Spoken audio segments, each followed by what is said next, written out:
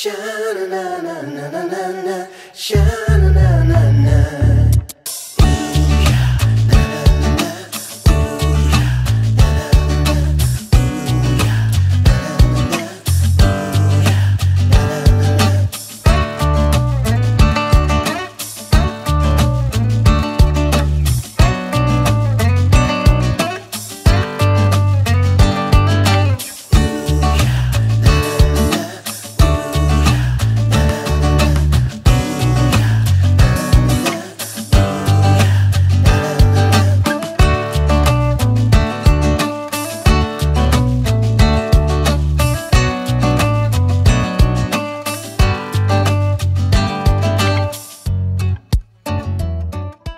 Welcome everybody, this is Laura with Untitled Typewriters. Happy spring, and so glad that you are joining me today. We are going to take a look at a 1970 Royal Sabre. This is the original green.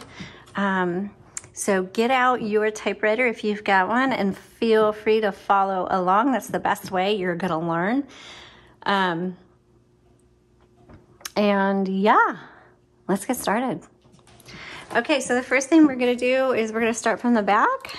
We're going to work our way forward. This has what is called magic margins. And so that is how you're going to set your left and your right margins. So first of all, to release the carriage, there's a silver tab on either side. Okay, you just pull that in. And you can see I have fairly narrow margins. And the bell, your bell should ding when you hit the right margin. Now, let's say I want to bring this margin out. So to do that, I'm going to hold the right margin down, release the carriage, and go to where I want it to be, release. And so now that's my new margin. It's out there. Okay, let's do the same for the left side. And the button on my jacket's getting cut on this. Okay, margin, you hold it down while you release the carriage, move it out to where you want it, and then release. And so now I have wider margins. Now to bring it in, you don't have to hold them down. You just move your carriage to where you want the margin to be and just press, and you hear it click. Same with this side. Here it is right now. Let's bring it into here. And we're just gonna press it and you'll hear that bell ding. There it is, so you can hear it. So now my margins are narrow again. And then to bring it out, go out, push, and go out. And now we've got our wide margins, okay? So that's how you do that. Right here is a paper release. And what that is when you load your paper, you just set it right there, turn your handle, it'll pull it right through. And what I do is I like to come up till both ends meet, so it's halfway to make sure it's even, and mine is, it's perfectly even. But if it was crooked, then you just pull this forward and you could straighten it out. And then also when you're done and you're ready to take your paper out, you just pull that forward, pull your paper out, and so that's what your paper release is for. I'm going to put that paper back in there. Let's straighten it out.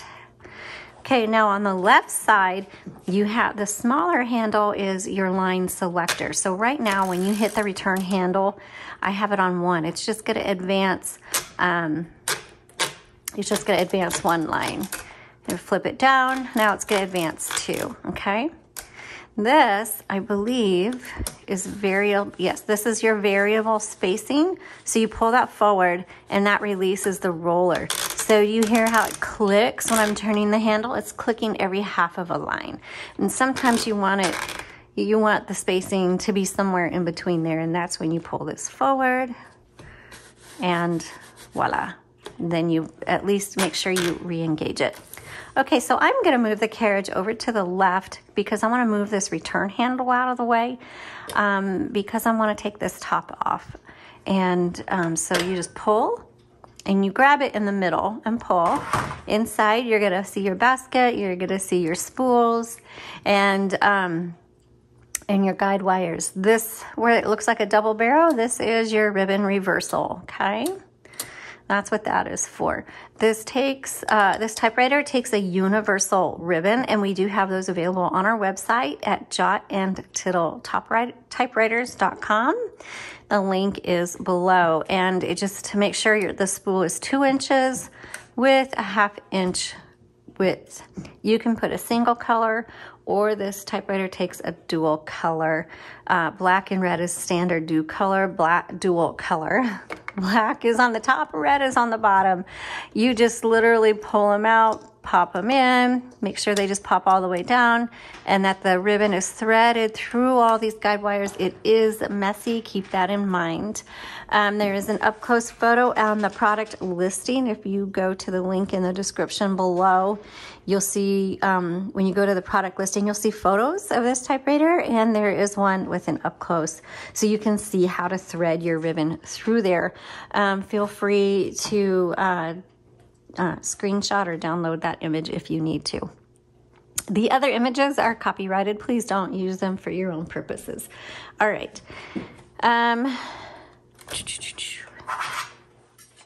Let's do this. So this, when you put it back on, you just snap it in place. Okay, so now let's take a look down here. This has, just like we had the magic margins, we have the magic columns. And on the Royals, these newer 70s, these Royals, the column means tab. It's just another name for the same thing. So on the left side, this clears all of your tab sets or column sets.